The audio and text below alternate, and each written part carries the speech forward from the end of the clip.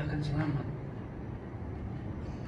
Itu jadi Allah itu sudah ciptakan manusia dengan aturannya ya seperti kita beli mobil dengan buku ya, manual booknya itu. Jadi jangan sampai kita tidak mematuhi apa yang telah Allah tentukan. Itu berbahaya, pasti bertentangan dengan fitrah.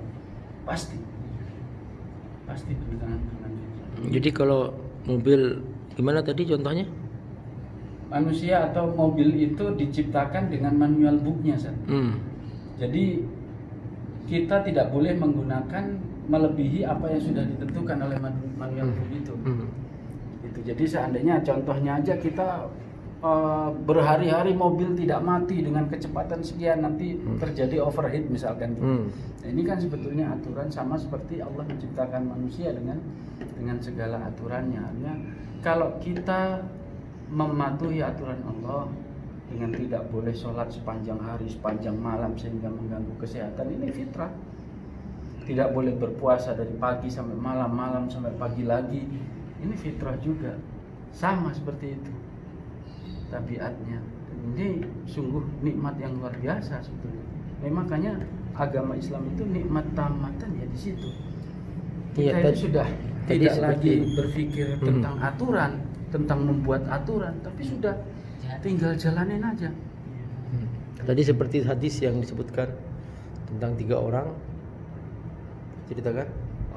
Tentang 3 orang yang menghadap ke Nabi Muhammad SAW untuk tidak satu di antara mereka itu tidak melaksanakan, tidak akan tidur malam karena ingin melaksanakan sholat sepanjang malam. Ada juga yang tidak mau menikah karena dia akan mengisi kehidupannya untuk memperbanyak ibadah. Kemudian ada yang tidak berbuka, puasa tidak mau berbuka, puasa tidak mau berbuka. Nah, berarti itu semua melawan fitrah. Dan itu dilarang keras oleh baginda Muhammad SAW. Inilah kesempurnaan Islam, karena Islam itu mengatur dari hal-hal yang besar sampai yang kecil, dan tampaknya hal-hal kecil dalam Islam ini yang membuat Islam itu besar.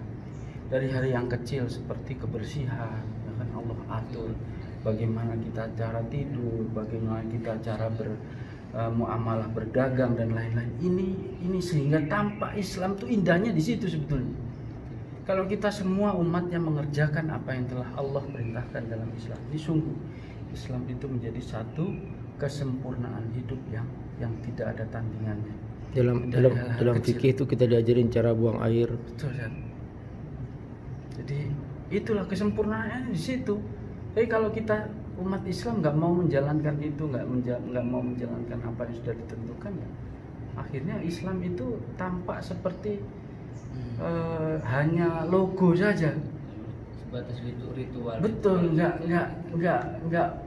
nggak membumi, nggak memanusia gitu loh. Padahal seharusnya itu manusia itu ya Islam itu gitu. Dia berjalan dengan Islam, dia hidup dengan Islam, dia melakukan apapun dengan Islam, itu harusnya seperti itu. Makanya kalau kita melaksanakan sesuai dengan fitrah itu, maka inilah agama Islam. Betul. Yang disebutkan agama yang damai. Betul. Rahmatan lil alamin. Tampak akhirnya di situ. Dalam fitrah kebutuhan manusia kan perlu kebutuhan jasmani dan kebutuhan rohani. Itu sebenarnya sudah ada. Betul. Jadi orang yang mengaku misalnya masih bingung, ini apa yang harus saya lakukan ini ketika saya berdagang, ketika saya bermuamalah dengan orang. Berarti di situ mereka masih terjebak dalam pemikiran bahwa Islam itu hanya ritual. Nah, di situ sebenarnya inilah pentingnya kita memahami, kita belajar dengan para ulama, kita saling sharing duduk dengan orang-orang yang soleh. Disitulah luar biasa. Jadi hal yang kecil tadi itulah salah satu tonggak yang besar atau pilar yang paling besar yang memberikan agama Islam ini. Hal yang kecil dalam muamalah, dalam misalnya tadi dalam beribadah, dalam kebersihan. Nah, disitulah yang harus kita capai gitu. Kalau masalah ritual mungkin kita bisa melihat, kita bisa meminta satu dua, tapi kalau masalah muamalah inilah yang perlu kita gali terus. Betul. Nah,